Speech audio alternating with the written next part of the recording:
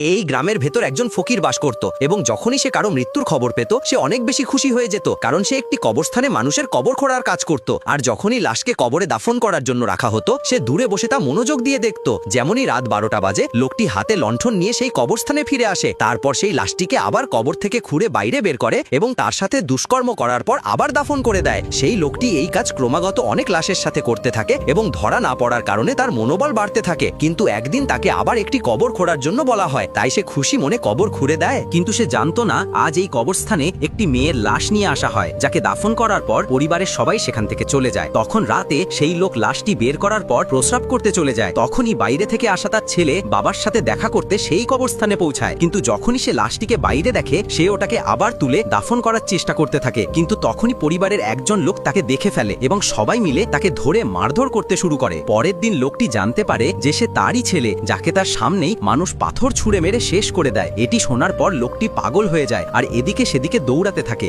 লোকটি যখন সেখানে পৌঁছায় তখন ছেলের মৃতদেহ দেখে সে নিজের ভুল বুঝতে পারে, কিন্তু ততক্ষণে অনেক দেরি হয়ে গেছে।